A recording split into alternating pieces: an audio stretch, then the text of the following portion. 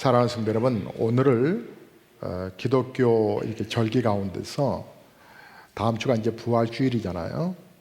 부활주일을 앞에 둔 주일을 종료주일이라 말합니다. 우리 예수님께서 성경의 예언대로 우리가 요한복음 1장부터 쭉 공부해 오고 있잖아요.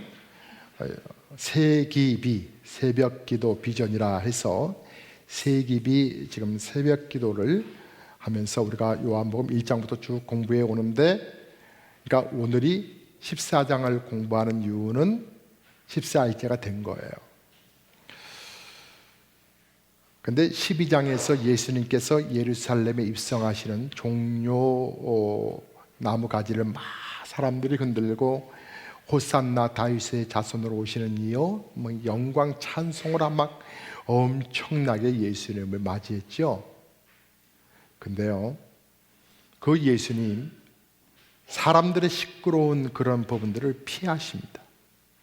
피하시고 제자들과 따로 한 곳에 모이셔서 예수님이 13장에 넘어오면 제자들의 발을 씻기십니다. 그때는 충격적인 문화였습니다.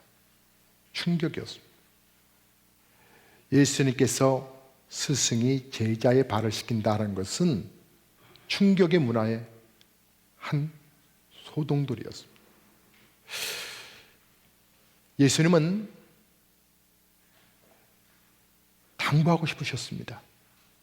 너희가 사랑함으로, 서로가 섬김으로,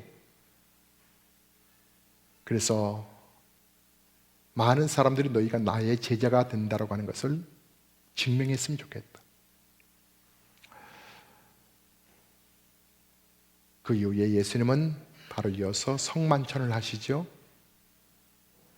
성만찬 하실 때에 예수님 제자 가운데 한 제자가 나를 팔리라. 갑자기 예수님 예루살렘 입성하실 때 막 의기양양했던 제자들이요, 예수님이 본인이 죽으실 것과 부활하실 것에 대해서 얘기하시는데 갑자기 공포의 분위기가 오고요, 그러더니 정말 너희 가운데 나를 팔 사람이 있다라고 하신 말씀처럼 예수님을 팔려고 그러는지, 예수님이 가장 신임했던 유다가, 가룟 유다가 그 밤에 뛰쳐나가 버립니다.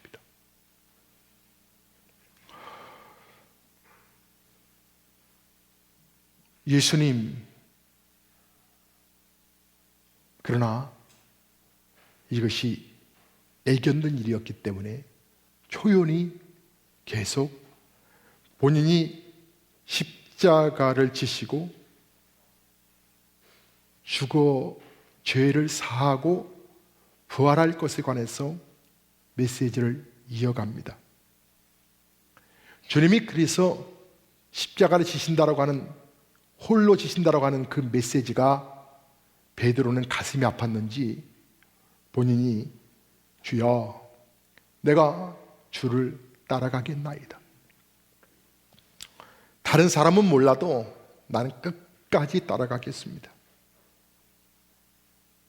죽는 데까지도 가겠다는 거죠. 그렇게 충성을 맹세합니다만 냉정하게 예수님께서는 너는 오늘 밤 닭이 울기 전 3번 나를 부인하리라.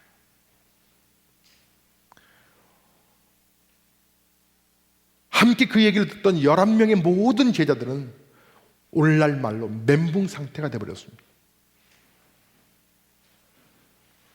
열렬히 환희하며 예수님을 맞이했던 그 군중들의 무리가 있는데, 예수는 도대체 왜 많은 사람들이 예수님을 그렇게 환영하고 왕으로 세우고 싶어 하는데 왜 예수님은 죽으신다라고 말씀하시고 제자들마저 그렇게 신뢰하지 못하시고 떠나보내시는가?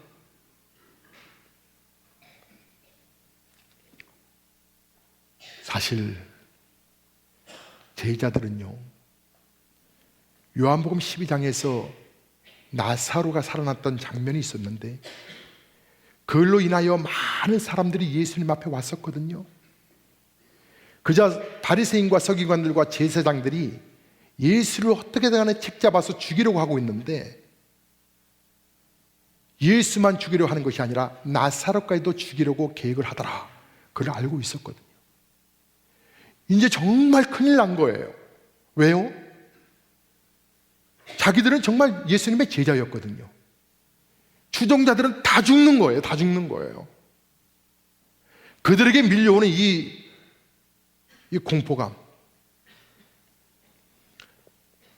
이런 혼돈 속에 빠져있는 제자들을 우리 예수님이 보시고 첫 번째 하시는 말씀이 뭐냐?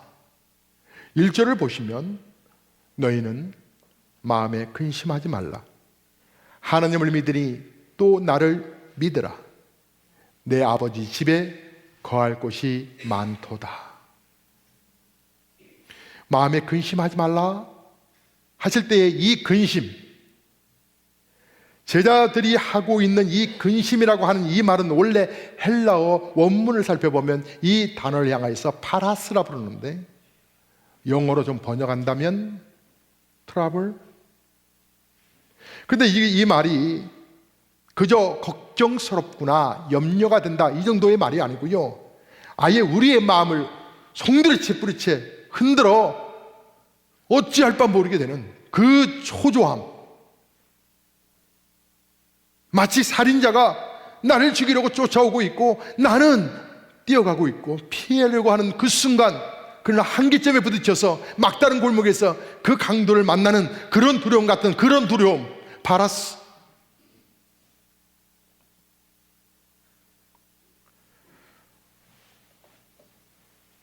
아주 낙담 속에 괴로워하고 있는 상황을 바라보시며 우리 예수님께서 근심하지 마라.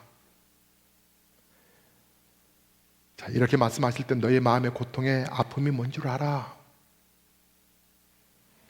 그러나 그만둬라. 근심하지 마. 내 아버지 집에 거할 곳이 많도다. 사실은요, 예수님이 제자들보다 더 많이 시달리고 계셨어요. 더 큰 고통으로 아파하고 계셨다고요. 저는 예수님께서 이제 그 겟세마네 동산에서 막 기도하시는 내용들이 나오거든요.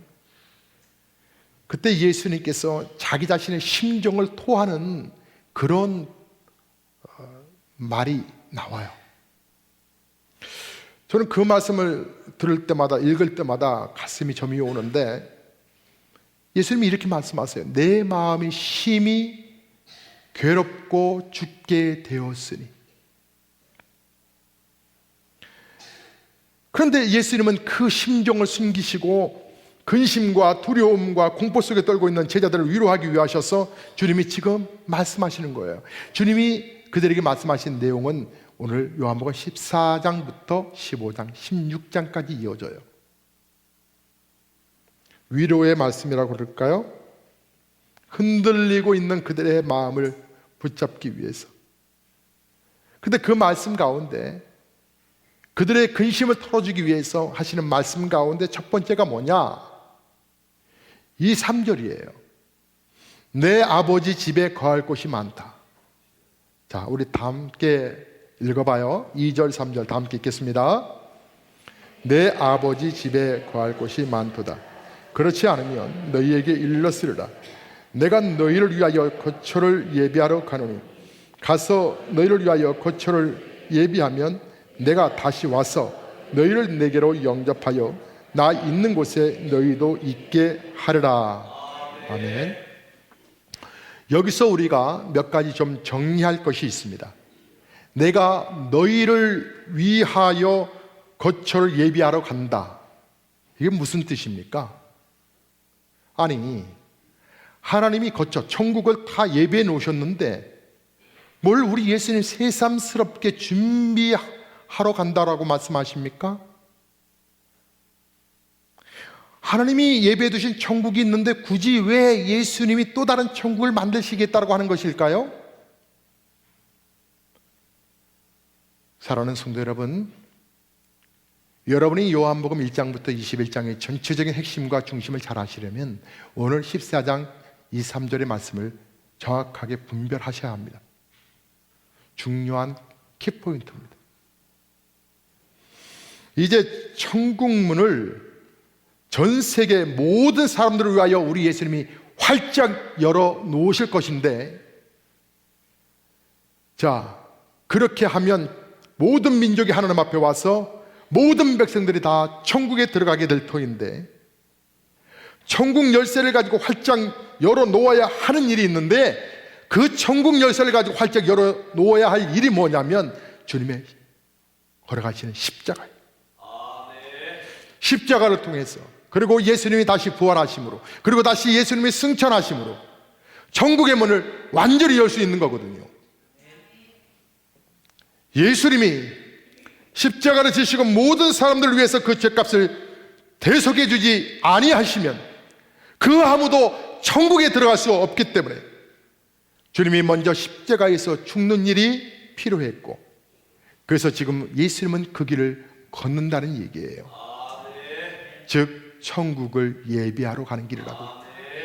그 다음에 예수님이 돌아가시고 성경대로 하나님이 예수를 3일 만에 부활시키시죠. 부활하심으로 하늘과 땅의 모든 권세를 가지신 영광의 주가 되십니다. 모든 인류를 하나님 앞으로 인도할 수 있는 권세 있는 구원자가 되시는데, 그러므로 우리 예수님은 반드시 부활하셔야 되는 거죠. 그 부활을 위해서 가시는 먼저 십자가의 길, 부활하시고 우리 예수님은 나중에 하나님 보좌 우편에 앉으십니다.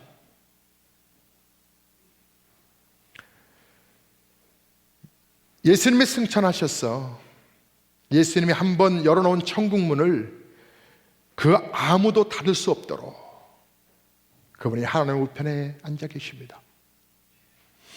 그래서 누구든지 예수의 이름을 믿으면 그 구원의 나라 천국에 들어갈 수 있도록 하신 것이죠. 그 일을 위해 주님이 가시는 겁니다. 그러므로 거처를 예비한다고 하는 말의 의미가 십자가 지심과 부활하심과 승천을 의미하는 것이죠. 그리고 다 준비가 끝나면 3절에 와보니 다시 말씀하시죠. 다시 와서 너희를 내게로 인도하겠다. 그럼 여기 다시 오신다고 하는 말씀도 우리가 좀 이해를 하셔야 되겠습니다. 무엇을 가리키는 것일까요? 14장에서 16장까지 예수님께서는 벌벌벌 떠는 제자들, 공포 속에 있는 제자들, 그 제자들을 위로하시기 위하셔서 이 말씀을 하고 계시는데, 14장, 15장, 16장에서 우리 예수님은 다시 오실 것이라고 하는 말씀을, 메시지를 몇 번 전하십니다. 다시 오신다고 하는 말씀, 다시 오신다고 하는 말씀을 학자들에 따라서 세 가지 의미가 있다고 말하기도 하고요, 세 가지가 다 함축됐다고 말을 하는데 같은 내용입니다. 근데 우리가 기억하셔야 되겠습니다. 예수님이 다시 오신다고 하는 것은 바로 첫 번째 의미가 뭐냐면 부활하신다고 하는 거죠. 부활하셔서 제자들을 예수님은 만나시지요. 부활하셔서 제자들을 만나면 벌써 그때부터 주님은 그 천국문을 여시고 들어갈 부분을 활짝 열어 놓으신 분이시기 때문에 내가 다시 와서 너희를 내게로 인도하리라, 그 의미가 있다라고 하는 얘기를 우리가 생각할 수 있습니다. 둘째로는요, 성령을 가리키는 의미일 것이다. 여러분, 예수님이 승천하셔서 하나님 보좌의 우편에 앉으시면 우리는 육신으로는 영이신 그분을 볼 수 없습니다. 그 대신 성령은 영이신 하나님, 영이신 그리스도가 우리를 만나시고 우리와 함께 동행하시고 우리에게 말씀하시도록 역할을 하시지요. 그러므로 다시 오신다고 하는 말은 예수님이 약속하셨던 성령을 보내마 라고 하는 의미가 있다고 하는 것이죠. 또한 세 번째 의미가 뭐냐 하면, 다시 오신다고 하는 말의 의미, 그것은 다시 오시는 재림, 마지막이라는 거죠. 내가 재림하면 나 있는 곳에 너희를 인도하겠다. 이 세 가지 의미인데 지금 이 3절에 다시 와서 하는 말씀은 위에 열거한 세 가지를 다 가리키는 말씀으로 보아도 지장은 없습니다. 아무튼 예수님은 천국을 준비하러 가신 분이시고 그 다음에 준비가 끝나면 다시 와서 우리를 인도하실 분이십니다. 그래서 제자들 보고 말씀하시는 거예요. 너희는 마음에 근심하지 말라. 내가 지금 거처를 예비하러 가노니 예비하면 다시 오리라. 나를 믿으라. 하나님 믿냐? 나를 믿으라. 그러면 너희 마음에 근심이 떠나갈 것이다. 근데요, 사실 저는 이 본문의 말씀을 읽고서 많은 좀 처음에는 이해하기가 참 버거웠어요. 왜 그러냐면 단순하게 생각했기 때문에 그래요. 아니 지금 제자들은 죽느냐 사느냐 그 위험 속에 있잖아요. 예수는 죽으러 간다 하니까 자기들은 죽는 것은 뭐 당연히 지사일 거고, 그래서 막 두려움이 찾아왔단 말이에요. 근데 갑자기 뜬금없이 생뚱맞게 천국에 가는 이야기를 하거든요.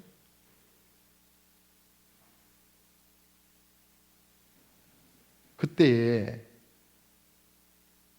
아니 지금 당장 내 앞에 불이 떨어져서 지금 난리가 나서 죽겠는데 무슨 저 세상이 보이냐고요.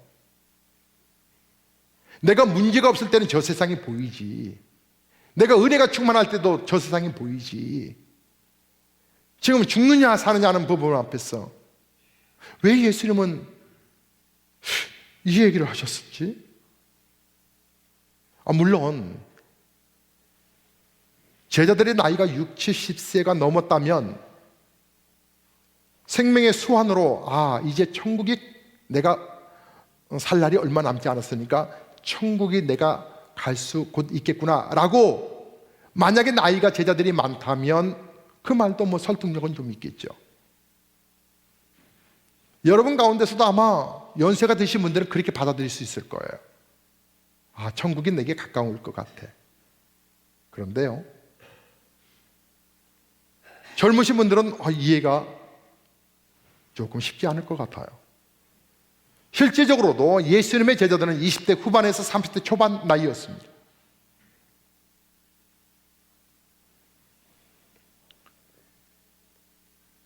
그럼에도 불구하고 우리 예수님은 천국의 얘기를 합니다. 그럼에도 불구하고 우리 예수님은 천국에 관한 이야기를 힘있게 하십니다. 그들을 위로하기 위해서 하시는 메시지가 천국에 관한 이야기입니다. 내 아버지 집에 거할 곳이 많다. 그러니 근심하지 말아라. 여러분, 천국은 우리의 구원 그 자체입니다. 우리가 날마다 구원 그러잖아요. 외치고 있잖아요. 구원. 여러분, 따지고 보면 구원이라고 하는 말은 천국 이야기가 아닙니까? 난 천국에 들어가기 원합니다.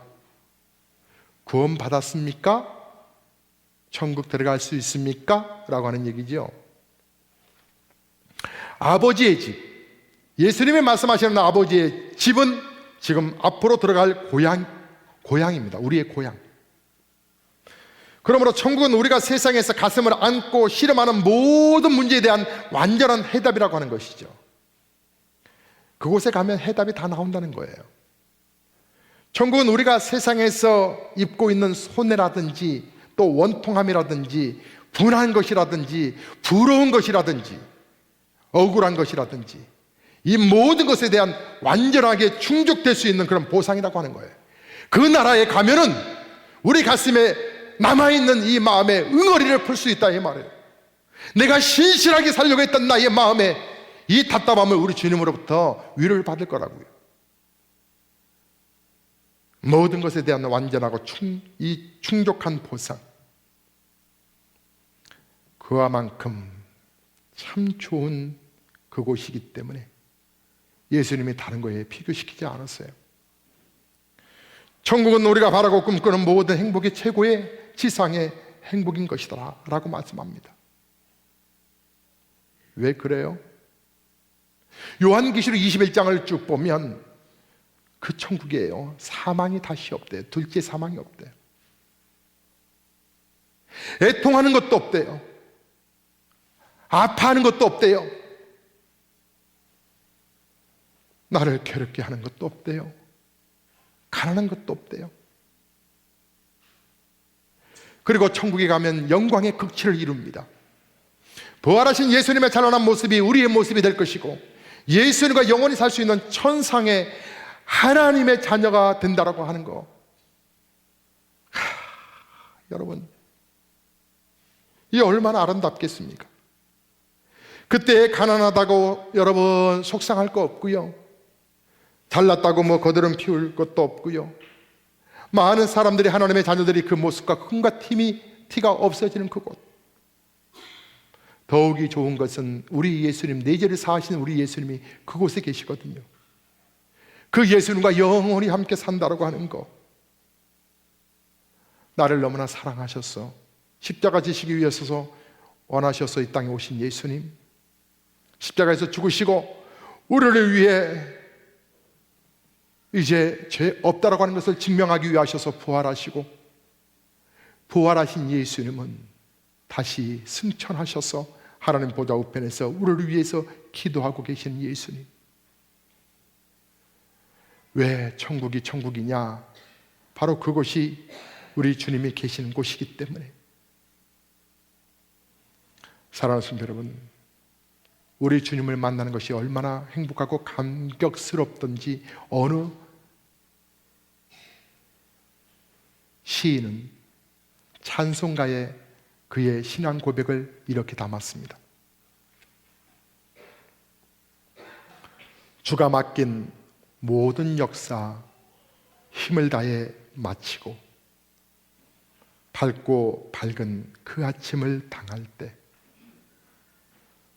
요단강을 건너가서 주의 손을 붙잡고 기쁨으로 주의 얼굴 배우리. 나의 주를, 나의 주를 그의 곁에 서서 배우며, 나의 주를, 나의 주를 손에 못자국을 보아 알겠네. 천국, 나 위하여서 나의 죄짐을 해결하신, 그리고 나를 위하여 기도하고 계시는 천국, 우리 예수님. 여러분, 그래서 우리 예수님께서 누구든지 예수를 믿는 자마다 들어올 수 있도록 문을 활짝 열어놓으셨는데,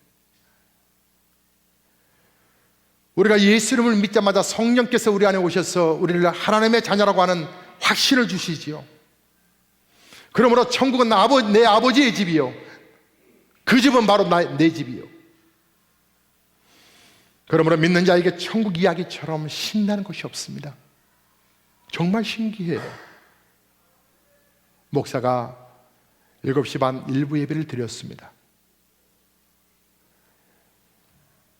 목사가 9시에 2부 예배를 인도했습니다. 목사가 지금 3부 11시 예배를 인도하고 있습니다. 저는 하나도 특별히 오늘따라 피곤하지 않습니다. 어제 일찍 잔 것도 아닙니다. 어제 목양실에서 말씀을 다시 한번 점검하는 중에 뭔가 1%가 마음이 흡족하지 않고 이렇게 메시지를 보내는 것은 하나님 앞에 너무나 민망하고 죄송스러워서 다시 보고 다시 준비하고, 이 성격이 그냥 못 넘어가서 그러다 보니까 새벽 1시 반이 됐습니다. 근데 설교를 마무리를 하고 나서 저는 마음이, 피곤함이 확 사라져 버렸습니다. 내가 고백하고 고백했던 예수 그리스도, 보배로우신 예수님, 그분의 이름을 묵상하고 그 이름을 함께 나누기를 원했던 우리 성도들과 나눈다라고 하는 비전 때문에 나를 꼬박 세버렸습니다. 일부 예배 시간이 다가오기를 기다렸습니다. 물론 일부 예배 시간은 작은 분들, 부득불 주의를 못 지키는 분들을 위해서 주일 꼭 지키셔야 된다라고 그분들을 위해서 서너 분을 위해서 예배를 인도합니다. 왜냐하면 주의를 넘어가면 안 되는 거거든요. 근데 나를 꼬박 세웠음에도 저는 지금 마음이 천국이라고 하는 고백, 그 고백으로 인해서 무척 흥분되어 있습니다. 사랑하는 성도 여러분, 내 집이라고 하는 것이죠.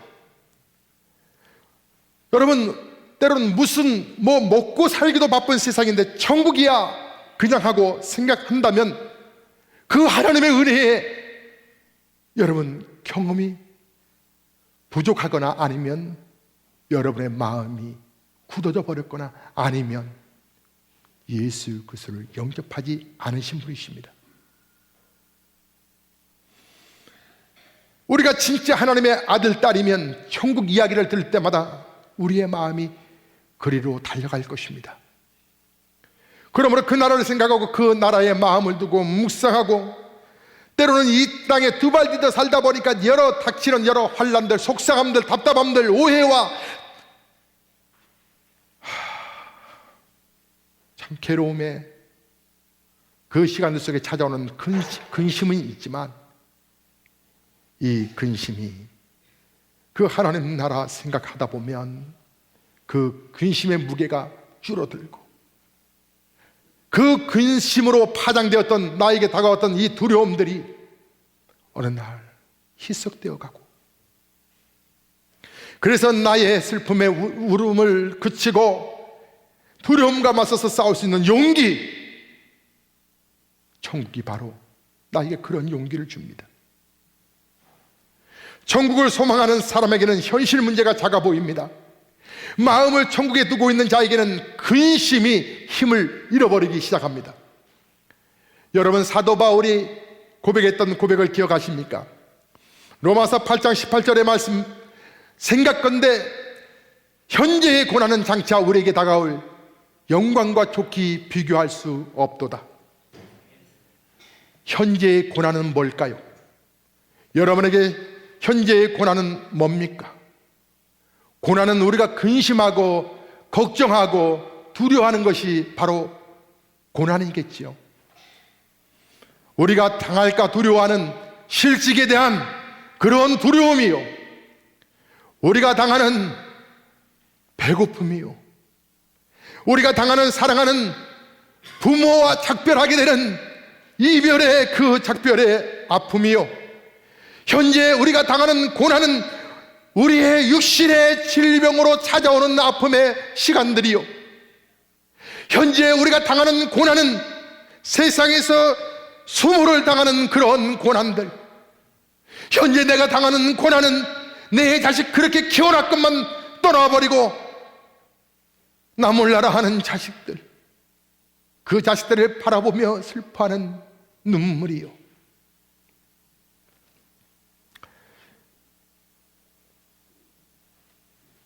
그래서 그것을 현재의 고난이라 말합니다. 그러나 이 악한 세상, 이 험한 세상을 살면서 우리가 이 현재의 고난을 완전히 회피할 수 있을까요? 누구에게나 역경의 시대가 다가올 수 있고 누구에게나 풍랑이 우리가 이 땅을 살아가는 동안에는 거부할 수 없이 찾아온답니다. 그러므로 현재의 바울이 고백했던 현재의 고난이라 하는 것은 우리가 이 세상 살아가는 동안에 피할 수가 없는 영역이에요. 그러나 천국을 바라보는 사람, 내 앞에 영광을 바라보는 사람에게는 이 현재의 고난이 장차 다가올 영광과 좋게 비교할 수 없다라고 바울은 말하고 있습니다. 아무리 근심이 나를 짓눌러도, 직장이 나를 쫓아내려고 그렇게 가진 수를 다하여 나를 수많은 스트레스를 준다 할지라도, 설령 내 직장이 쫓겨난다 할지라도, 내가 소망하고 내가 사랑했던 것들이 다 물거품처럼 사라진다 할지라도 천국을 바라보는 사람, 그 사람에게는 현재의 고난이 비교가 되지 않는다는 얘기지요. 이스라엘 백성들이 70년 동안 포로 생활을 하고 예루살렘으로 다시 돌아오게 되었습니다. 근데 그들은 아직 출발도 하지 않았는데 얼마나 흥분하고 있는지 모릅니다. 그들은 얼마나 기뻐했는지 모릅니다. 그래서 그들의 모습을 시편 126편에서는 그것을 묘사해 나왔습니다. 이렇게 표현되어 있습니다. 우리가 꿈꾸는 자 같았도다. 그때 우리 입에는 웃음이 가득 찼고 우리 혀에는 찬양이 찼었도다. 그들은 고향으로 돌아간다라고 하는 생각만 해도 너무 행복해서 마치 꿈을 꾸는 것과 같았다라고 말을 합니다. 여러분, 이 세상에서 가족으로 돌아가는 사람도, 이 세상에 고국으로 돌아가는 사람도 사람의 마음이 이렇게 꿈꾸듯 하는데, 짧은 한 세상 살고 그렇게 살다가 하나님이 예비하신 그 초소에 들어가는 저와 여러분의 마음이 그 나라를 생각할 때마다 여러분, 어떻게 꿈꾸는 자와 같지 못하다 한다고 하면 우리의 신앙이 정말 병든 건 아닐까요? 꿈꾸는 자에게 세상 근심이 큰 힘을 발휘할 수 있을까요? 꿈꾸는 자에게 세상의 고난이 아무리 거세다 할지라도 그 고난이 그를 잡아먹을 수 있을까요? 천국을 바라보고 꿈꾸는 자에게는 고통이 힘을 잃어버리게끔 되어 있습니다. 여러분, 이게 신앙생활입니다. 우리 예수님께서 우리에게 갖고 계신 소망이 뭔지 아세요? 부모가 자녀들에게 소망을 갖고 있듯이 말해요.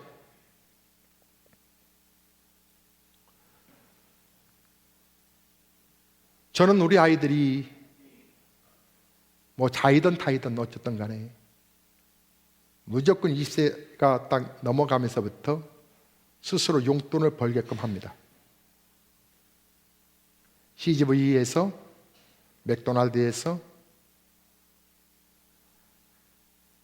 그리고 우리 아이들이 좀 더 이제 안정된 직장을 갖게 되면 저는 꼭 애들 세놈에게 11조를 저는 거두러 다닐 것입니다.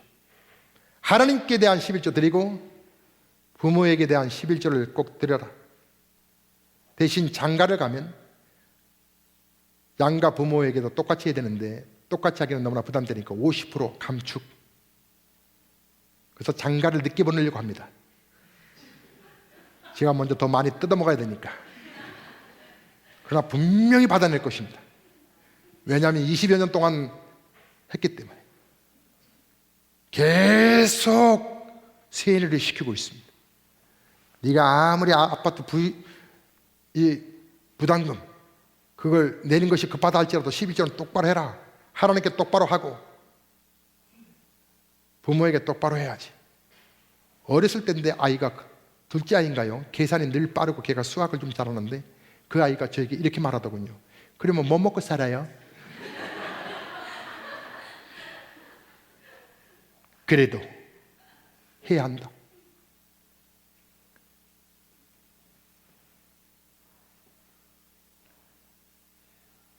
부모가 자녀에 대한 소망이 있듯이 우리 예수님도 우리에 대한 소망이 있습니다. 뭔지 아세요?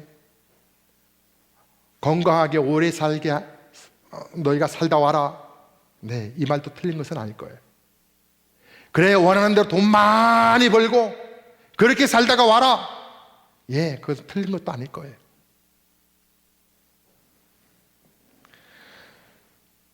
근데 예수님이 정말 우리를 향해서 갖고 계시는 마음 깊은 곳에 진정한 소망이 뭔지 아세요?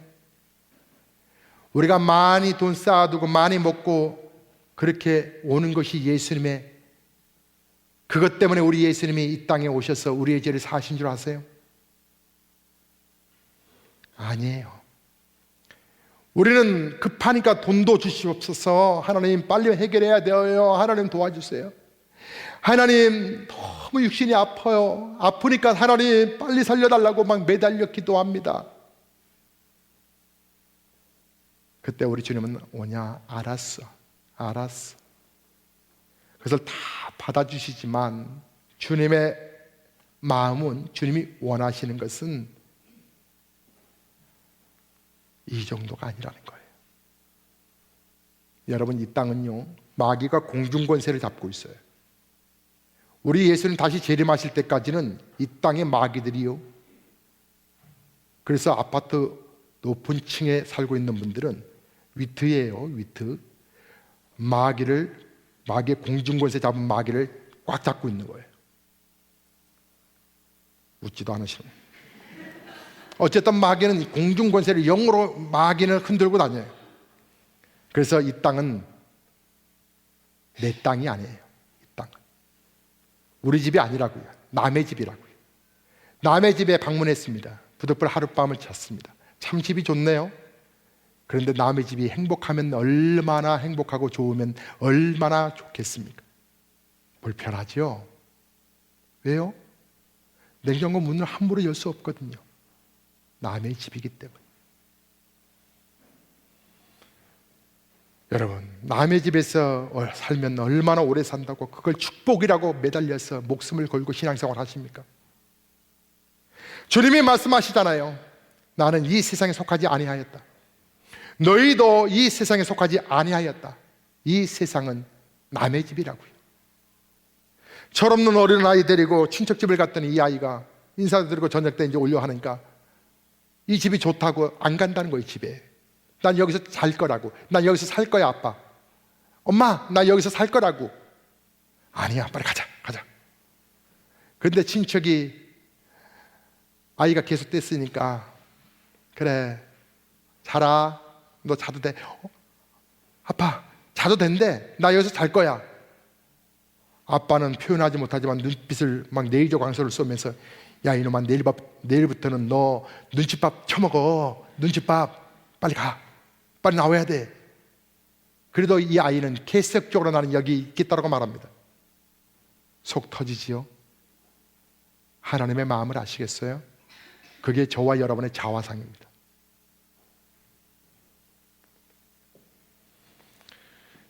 우리가 하나님 앞에 기도할 때 이런저런 다양한 기도를 드립니다만 주님은 우리에게 진짜 주고 싶어 하시는 게 뭔지 아세요? 천국이에요. 여러분 잠깐 17장으로 한번 넘어가 보세요. 17장 24절.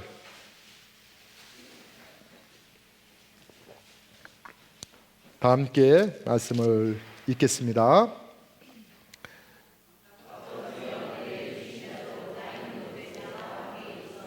아버지께서 창세전부터 나를 사랑하심으로 내게 주신 나의 영광을 그들로 보게 하시기를 원하옵나이다. 이게 예수님의 중심이라고요. 예수님의 기도문이거든요.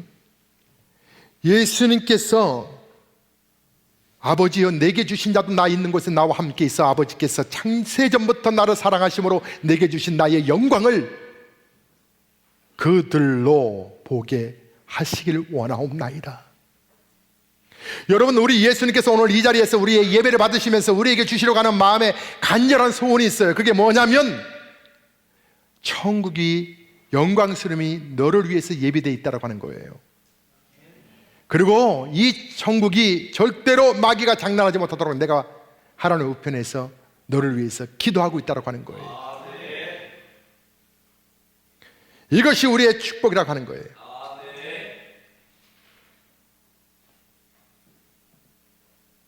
또 하나, 왜 예수님께서는 제자들에게 천국 이야기를 하셨을까? 한 가지 이유를 설명할 수밖에 없습니다. 예수님 자신만이 할 수 있는 이야기이기 때문에 그렇습니다.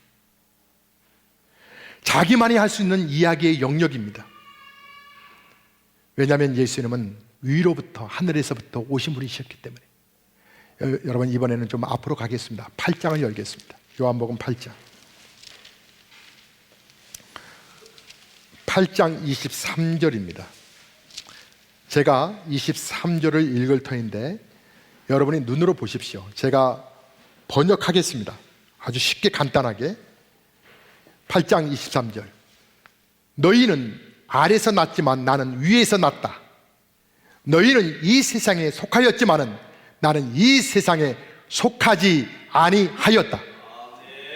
즉 주님은 분명히 자기 신분을 이야기하세요. 그러므로 예수님은 천국에 계시다가 오신 분이라고 하는 것을 분명히 보여주고 계시는 거죠. 그래서 그분은 천국의 이야기를 할 수 있는 유일한 권위자라고 하시는 거예요. 그래서 예수님은 자신을 가리켜서 오늘 본문의 말씀 14장 6절에서 뭐라고 말씀하십니까? 예수께서 이르시되 내가 곧 길이요 진리요 생명이니 나로 말지 아니하고는 아버지께로 올 자가 없느니라. 다시 말씀드리면 자기를 누구라고 말합니까? 천국으로 인도하는 길이라고, 천국에 대해서 가르쳐 주시는 유일한 진리라고, 그 천국에서 영원히 살 수 있게 하는 생명이라고 이렇게 자신을 말씀하십니다. 그 길이요 그 진리요 그 생명이요, 이것이 유일한 해답입니다. 그러므로 자기 외에는 천국으로 인도할 자가 아무도 없다라고 말씀하셨습니다. 나로 맘지 아니하고는 아버지께로 올 자가 없느니라. 왜 예수님이 이와 같은 절대적인 권위를 갖고 계실까요? 어느 날 예수님이 근심하지 마라, 내 아버지 집에 갈 것이 많도다. 내가 거처를 예비하고 다시 너에게로 오리라. 근데 도마가 이 말을 잘 이해가 안 되었나 봐요. 갑자기 뜬금없이 예수님, 하나님을 저에게 좀 보여주세요. 그러자 예수님의 말씀을 여러분 들어보십시오. 나를 본 자는 아버지를 보았거늘 어찌하여 아버지를 보여달라 하느냐. 내가 나와 오래같이 있었는데 아직도 하나님을 못 봤다라고 하느냐? 나를 본 자가 하나님을 본 것이야. 왜? 하나님이 내 안에 계시거든. 나는 하나님이 내 안에 계심으로 나는 하나님의 말씀으로 고백하고 있는 거야. 그러므로 나를 보았으면 하나님을 보았다. 더 이상 다른 말 하지 말아라. 하지만 그 말을 정말 믿지 못하겠거든. 내가 하는 일을 보고 믿으라. 그게 4절 5절의 내용이에요. 지금까지 내가 무슨 일을 했는가? 죽은 자를 살렸느니라. 내가 지금까지 무슨 일을 행하였는가? 오병이어로 수많은 사람들을 먹고 남김이 있도록 기적을 베풀었노라. 지금까지 내가 무엇을 행하였느냐? 문둥병 한센병으로 고생하는 저 사람을 내가 고쳐서 그의 삶을 복되게 하였느니라. 내가 지금까지 무엇을 행하였느냐? 풍랑이는 파도를 잠잠케 하지 않았더냐? 죽어있는 사람들을 내가 살리지 않았더냐? 내 말을 믿지 못하겠거든 지금까지 내가 했던 사역을, 그 사역을 보고 나를 믿어라. 그 사역을 누가 행할 수 있었겠느냐? 바로 하나님이 아니시더냐? 그러므로 그분은 하나님의 아들이시므로 그분만의 천국의 이야기를 할 수 있는 유일한 자격자라고 하시는 거죠. 그래서 예수님께서 너희는 마음에 근심하지 말라, 내 아버지 집에 거할 곳이 많도다, 자신 있게 제자들을 위로할 수 있었던 것입니다. 사실 지상에서 천국을 가본 사람은 없습니다. 환상으로, 꿈으로, 입신으로 경험한 사람들은 있지만 직접적으로 하나님 나라를 갔다 온 사람은 없습니다. 이 말은 천국에 대해 말할 수 있는 자격이 있는 사람이 이 세상에 그 누구도 없다라고 하는 얘기입니다. 그래서 예수님만의 길이요 진리요 생명이신 것입니다. 토마스 아켐푸스라고 하는 그 유명한 학자를 여러분도 아시는 분이 계실 겁니다. 그 학자가 오늘의 본문의 말씀을 가지고 이렇게 은혜스러운 표현을 했더라고요. 나를 따르라, 나는 길이요 진리요 생명이라. 길이 없이 가는 길이 없고 진리 없이 아는 것이 없고 생명 없이 살 수 없느니라. 나는 너희가 반드시 따라야 할 길이니라. 반드시 믿어야 할 진리니라. 반드시 소망해야 할 생명이니라. 나는 신성한 길이다. 나는 무한 진리다. 나는 다함이 없는 생명이다. 나는 가장 빠른 길이요 주권적 진리요 참 생명, 복된 생명, 창조되지 않는 생명이니라. 바로 이 말씀을 할 수 있는 분은 예수밖에, 보배로우신 예수님밖에 없는 줄로 믿습니다. 사랑하는 성도 여러분, 예수님을 제대로 믿으십시오. 믿는 척하지 마시고, 교회 다니는 척하지 마시고.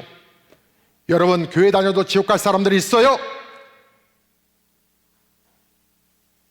하나님이 모두가 다 구원받기를 원하시지만 내 인격적으로 예수님을 아는 척하지만 인격적으로 예수님을 영접하지 않는 것, 그분 앞에 내 삶을 조명받지 못하고 그분 앞에 내 삶을 드리지 못한 것.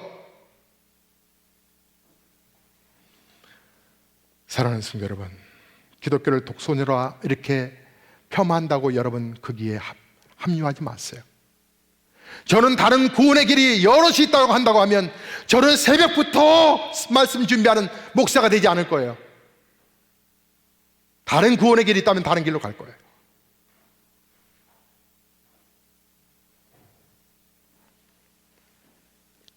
사랑하는 성도 여러분, 예수님 때문에 내가 새 생명을 얻고, 예수님 때문에 내가 참 진리를 발견하고, 예수님 때문에 내가 참 길을 찾았다면 우리의 신앙생활도 화끈하게 해야 될 줄로 믿습니다. 새벽기도도 벌떡 일어나야지 일어날까 말까. 다음에는 목사님께 건의해서 2주가 딱 맞을 것 같아. 내 2주까지는 버텼는데 3주는 너무 힘든 것 같아. 근데 여러분, 1년에 3주라도 2번씩 6주라도 해야 되지 않겠어요? 한번 따라서 하시겠습니까? 세상에서 연단받는 것보다 교회에서 훈련받자.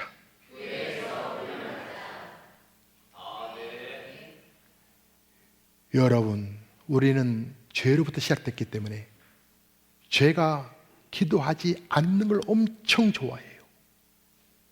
그리고 세상에 나가서 그거 하는 거 되게 좋아해요. 제 몸이 그렇게 따라가요. 아니, 제가 했다는 게 아니라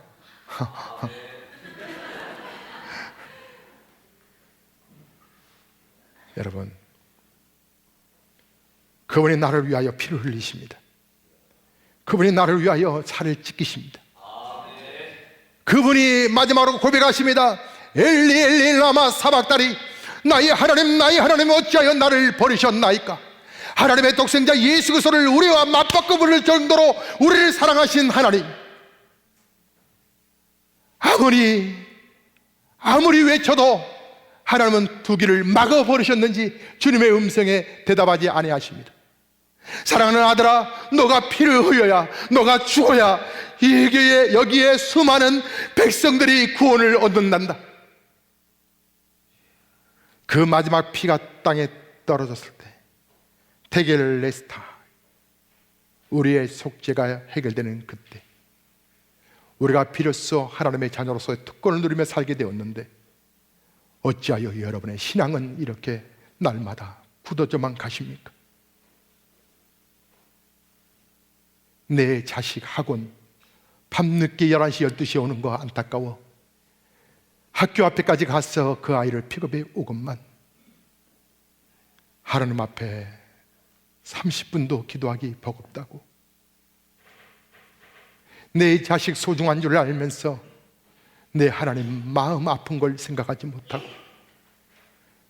우리가 미루닥치는 또 근심 앞에 그렇게 무너져 버리면 우리 하나님 얼마나 슬퍼하시겠습니까?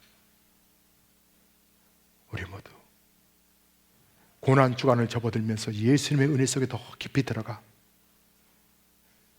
천국을 바라보시면서 이 땅에, 천국에 앉아 이 땅을 살아가는 저와 여러분 되시기를 주의 이름으로 축복합니다. 찬송하시겠습니다.